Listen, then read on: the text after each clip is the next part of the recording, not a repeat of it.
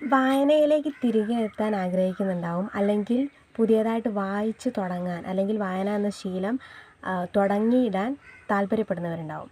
അപ്പോൾ നമ്മളൊരു പുസ്തകം തിരഞ്ഞെടുക്കുന്ന സമയത്ത് ആ പുസ്തകം എത്രത്തോളം പേജസ് ഉള്ളതാണ്, അല്ലെങ്കിൽ പേജസ് കൂടുതലുള്ളതാണോ എന്നുള്ളത് മാത്രമല്ല ഒരാളെ വായനയുടെ ലോകത്തിലേക്ക് എത്തിക്കുന്നത്, ആ പുസ്തകത്തിലുള്ള കോണ്ടൻ്റാണ്.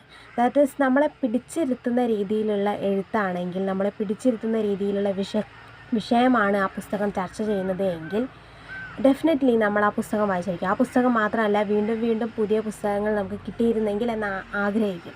സോ ക്രൈം ത്രില്ലേഴ്സ് അങ്ങനെ സഹായിക്കുന്ന ഒരു ജോൺറയാണ്. അതുകൊണ്ട് തന്നെ ഇന്ന് ഞാനൊരു ക്രൈം ത്രില്ലർ ബുക്കാണ് പരിചയപ്പെടുത്താൻ ആഗ്രഹിക്കുന്നത്.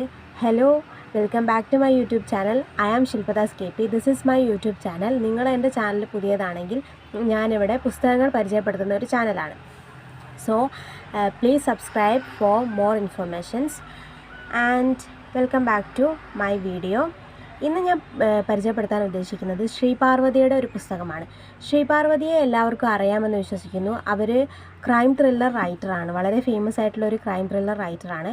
അവരുടെ വയലറ്റ് പൂക്കളുടെ മരണം വളരെ ഫേമസ് ആയിട്ടുള്ള ഒരു പുസ്തകമാണ്. അവരുടെ ഒരുപാട് ബുക്സ് ഇപ്പോൾ ഫേമസ് ആയിക്കൊണ്ടിരിക്കുകയാണ്.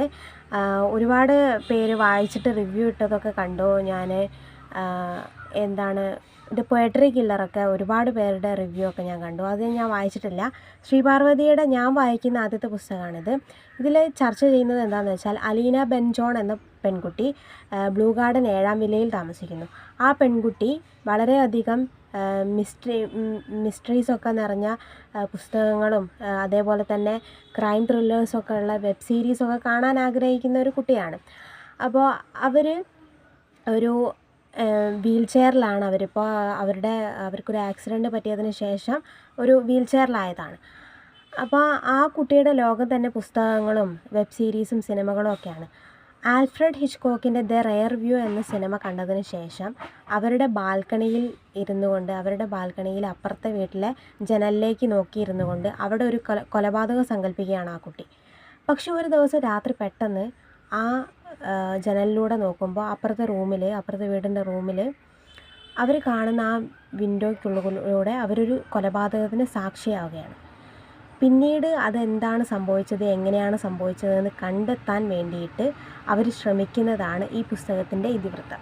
വളരെയധികം നമ്മളെ പിടിച്ചിരുത്തുന്ന രീതി തന്നെയാണ് ഈ പുസ്തകത്തിനുള്ളത്. ഫസ്റ്റ് ടൈം എനിക്ക് ഒരു കണക്ഷൻ പ്രോബ്ലം ഉണ്ടായിരുന്നു. അവരുടെ റൈറ്റിങ്ങായിട്ട് എനിക്കെന്തോ ഇഴുകിച്ചേരാൻ പറ്റുന്നില്ലായിരുന്നു ആദ്യം. പിന്നെ അത് ശരിയാവുകയും പിന്നീട് ഈ പുസ്തകം എനിക്ക് താഴെ വെക്കാൻ പറ്റാത്ത രീതിയിൽ ആ ഒരു ഒഴുക്കിൽ പോകാൻ സഹായിക്കുകയും ചെയ്തിട്ടുണ്ട്.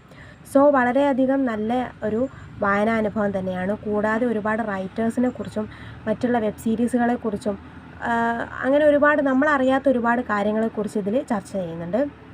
സോ ഒരു പ്രത്യേക തരം ഒരു മിസ്റ്റീരിയസ് ആയിട്ടുള്ളൊരു ലോകത്തേക്കാണ് നമ്മളെ ഈ പുസ്തകം കൂട്ടിക്കൊണ്ടു പോകുന്നത്. അതുകൊണ്ട് തന്നെ ഈ പുസ്തകം നിങ്ങൾ വായിക്കാൻ ശ്രമിക്കുക. നിങ്ങൾക്ക് നല്ലൊരു റീഡിങ് എക്സ്പീരിയൻസ് ആയിരിക്കും ഇത് തരുന്നത്.